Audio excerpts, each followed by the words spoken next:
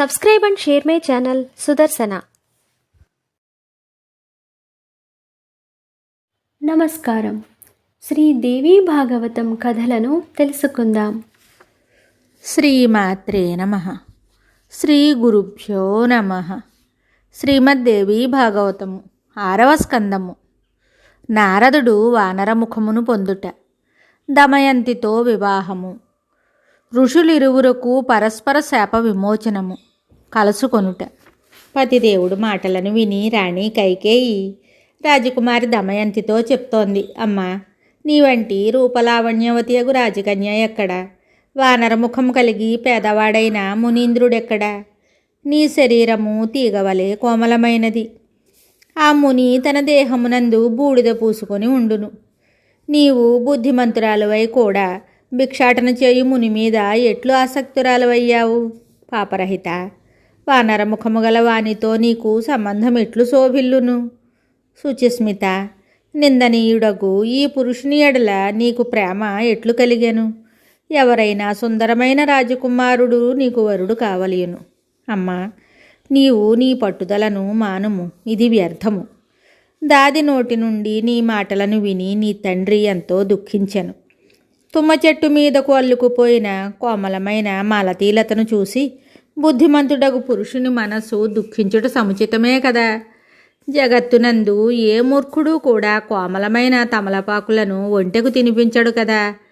వివాహ సమయంన నీవు ఈ నారదుని దగ్గర కూర్చొనుట, అతడు నిన్ను పాణిగ్రహణము చేయుట, దీనిని చూసిన ఎవరి చిత్తము మండిపోదు? అసహ్యకరమైన ముఖము గల వానితో మాట్లాడుటకు కూడా ఎవ్వరునూ ఇష్టపడరు. అందువలన ఈ నారదునితో చివరి వరకు నీవు నీ జీవితము ఎట్లు గడుపుదువు? నారదుడు చెప్తున్నాడు. సుకుమారి అయిన దమయంతి నా విషయమున ఒక దృఢమైన నిర్ణయానికి వచ్చింది. తల్లి మాటలను విని మిగుల వ్యాకులపాటుతో ఆమె ఇలా చెప్పింది. తల్లి, మునీంద్రునకు రసమార్గమే తెలియదు. సాంసారిక విషయముల జ్ఞానం ఎంత మాత్రమూ ఇతనికి లేదు. అటువంటప్పుడు సుందరముఖము, ధనము, రాజ్యము మొదలగు వాటితో ఈయనకేమి ప్రయోజనముండును? అమ్మా, వనములో నివసించు ఆ హరిణములు వీణ యొక్క మధుర స్వరమును విని ప్రాణములను సహితము వదులుటకు సంసిద్ధములగును. అవి ధన్యవాదములకు పాత్రములు. ఈ స్వరమును ప్రేమించని మూర్ఖుడెవరైనా ఉండినచో అతడు ధిక్కరింపబడినవాడుగా పరిగణింపబడును. తల్లి, సప్తస్వరమయ్యున్న సంగీత జ్ఞానము నారద మునీంద్రుని సొత్తు. శివునకు తప్ప మూడో వానికెవ్వనికి జ్ఞానపరిచయ భాగ్యము లేదు. అమ్మా, మూర్ఖునితో నివసించుట వలన ప్రతి క్షణము మృత్యువుని ఎదిరింపవలసి వచ్చును. అందువలన రూపవంతుడు ధనవంతుడైనప్పటికీ మూర్ఖుడైనచో అట్టి పురుషుని సదా విడువవలెను. వ్యర్థముగా గర్వించు మూర్ఖుడు రాజుతో మైత్రికి అర్హుడు కాడు. గుణవంతుడైన భిక్షుకుడే మైత్రికి శ్రేష్ఠుడని నేను అనుకున్నాను. వాని మాటలు సుఖానుభూతిని కలిగిస్తాయి. స్వరము, గ్రాము, మూర్ఛన మొదలగు 8 విధములైన భేదములు తెలిసిన పురుషుడు లభించుట కష్టము. స్వరజ్ఞానమునందు పరమ ప్రవీణుడైన పురుషుని కైలాసము వరకు తీసుకుని వెళ్ళి గంగా సరస్వతులతో పోల్చవచ్చును. స్వరము యొక్క ప్రమాణము నెరిగినవాడు మానవుడై కూడా దేవతగా భావింపబడును. స్వరభేదముతో పరిచయం లేని ఇంద్రుడు కూడా పశుతుల్యుడే. మూర్ఛన మొదలగు స్వరములను విని ఆనందము మనస్సులో ఉదయించనిచో అట్టి వానిని సర్వదా పశువని తలంచవలెను. హరిణమును అట్లు తలంచరాదు. విషధర సర్పమును కూడా నేను శ్రేష్టమైనదిగా భావించెదను. చెవులు లేనప్పటికీ మనోహర గానమును విని అది మత్తిల్లును. చెవులు గల మానవులు ఆ గానస్వరమును విని ఆనందించకపోయినచో వారు ధిక్కరింపబడుదురు. బాలకుడు కూడా ఉత్తమ స్వరముతో ఆలపించిన గానమునకు ప్రసన్నుడగును. ఈ గాన రహస్యము నెరుగని వృద్ధులు కూడా నీచుడుగానే భావింపబడును. మునివరుడగు నారదుని అప్రతిమమై అపారమైన గుణములను తండ్రి ఎరుగడా? నారదుని వలె త్రిలోకములందు సామవేద దివ్యగానము చేయువాడు ఇంకొకడెవడునూ లేడు.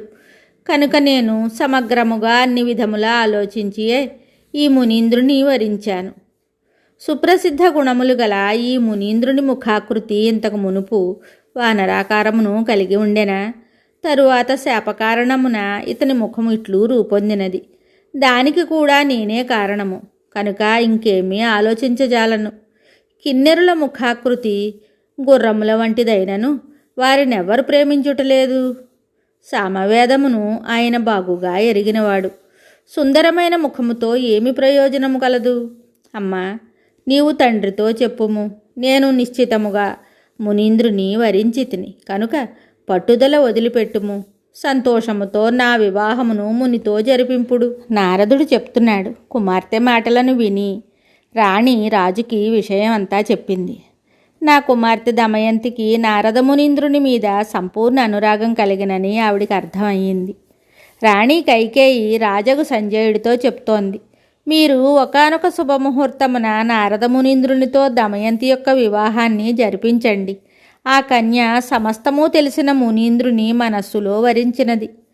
నారదుడు చెప్తున్నాడు. ఇట్లు రాణి కైకేయి ప్రేరణతో రాజగు సంజయుడు విధిపూర్వకముగా వివాహం చేయడానికి పూనుకున్నాడు. విధి విధానముగా ఆయన దమయంతితో నా వివాహాన్ని సంపన్నం చేశాడు. పరమతపస్వియగు వ్యాసమహర్షి ఇట్లు వివాహమైన తరువాత నేను అచ్చటనే ఉండసాగాను. వానరముఖము కారణముగా నా మానసిక చింతకు అవధులు లేకుండెను. రాజకుమారి దమయంతి నన్ను సేవించుటకు వచ్చినప్పుడు నా మనస్సు ఎంతో సంతాపాన్ని చెందుతోంది. కానీ వికసించిన కమలము వంటి ముఖము గల రాజకుమారి నన్ను చూసి ఎప్పుడునూ ఎచ్చటను ఏమాత్రమూ దుఃఖించలేదు. వానరముఖము వంటి నా ముఖము వలన ఆమె మనస్సులో ఏమాత్రమునూ ఉద్వేగము లేదు. ఇలా కొంత సమయం గడిచిన తరువాత ఆకస్మికముగా ఒకనాడు పర్వతముని నేనున్న చోటికి వచ్చాడు. అనేక తీర్థయాత్రలను చేసి ఆయన నన్ను కలయు తలంపుతో ఇక్కడికి వచ్చాడు.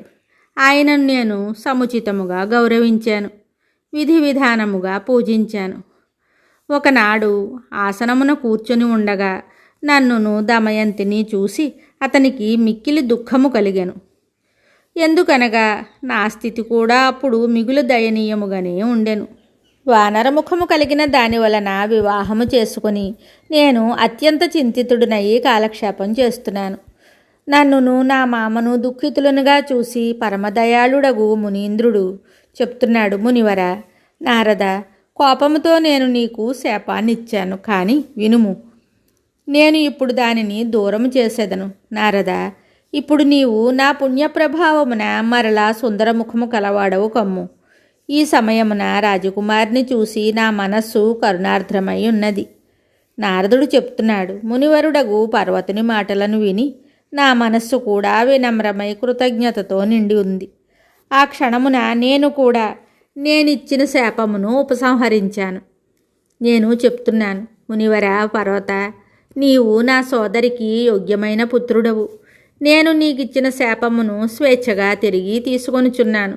అందువలన నీవు స్వర్గానికి పొమ్ము.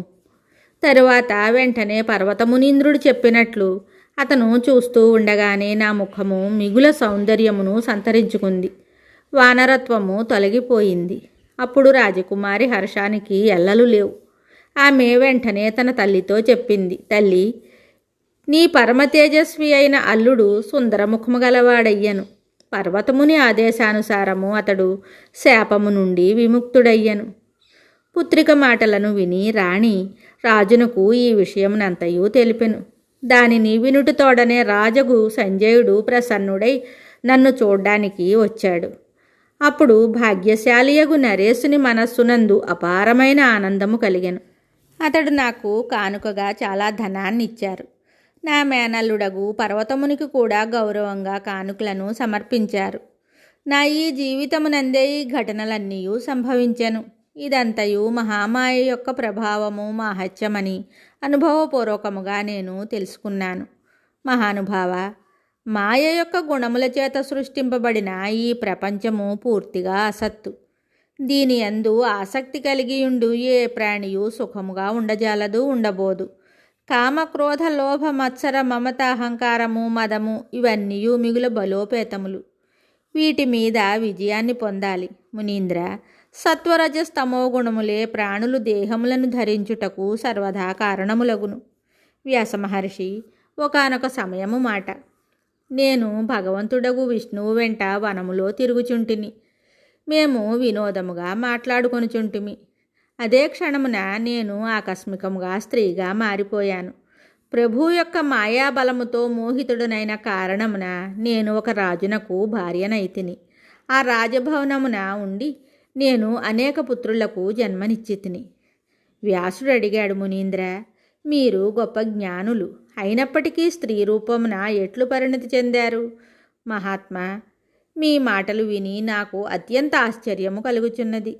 మీరు మరలా పురుషులు ఎట్లయితిరో తెలపండి. ఈ విషయములన్నీను కృపతో నాకు తెలుపుడు. ఏ రాజు దగ్గరుండి మీరు ఎట్టి రాజకుమారులను జన్మింపచేసితిరో ఈ విషయములన్నింటినీ తెలుపుడు. మహామాయ యొక్క ఈ అద్భుత చరిత్రను దయతో వినిపింపుడు. ఆమె చరాచరములతో కూడిన ఈ సమస్త విశ్వమును మోహింపచేయుచున్నది. శుభం. శ్రీ దేవీ భాగవతం తరువాయి భాగంలో మళ్ళీ కలుద్దాం. నమస్కారం. Subscribe and share my channel Sudarshana.